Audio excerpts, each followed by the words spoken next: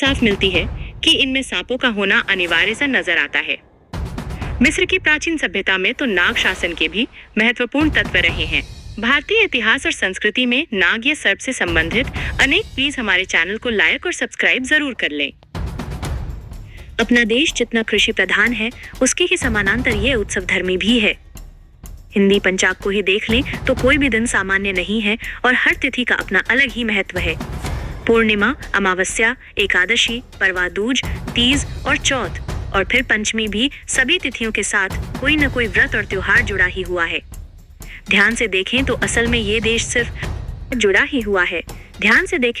यह देश सिर्फ उत्सव धर्मी नहीं है, बल्कि कदम दर कदम ये याद रखता है कि प्रकृति के कारण ही उसका जीवन है। इसलिए गाहे बगाहे इस प्रकृति के प्रति धन्यवाद और कृतज्ञता ज्ञापन का तरीका है उत्सव। नागों को समर्पित है नाग पंचमी उत्सवों की इसी लंबी कड़ी में आती है पंचमी तिथि। सावन की पंचमी तिथि शुक्ल पक्ष नागों को समर्पित है।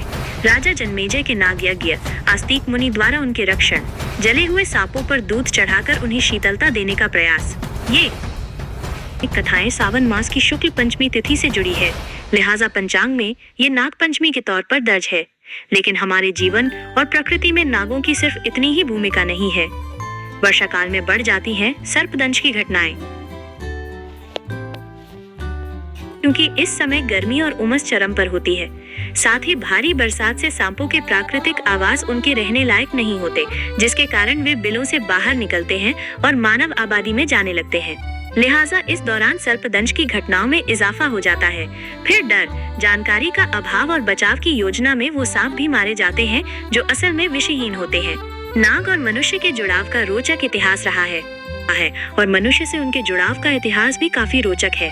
आखिर नाग और सर्प मानवीय इतिहास के साथ कैसे जुड़े हुए हैं और इतने खास क्यों बन जाते हैं?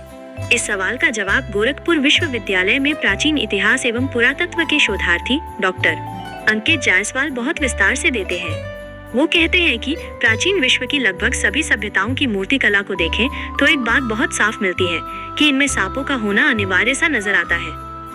मिस्र की प्राचीन सभ्यता में तो नाग शासन के भी महत्वपूर्ण तत्व के रूप में शामिल रहे हैं।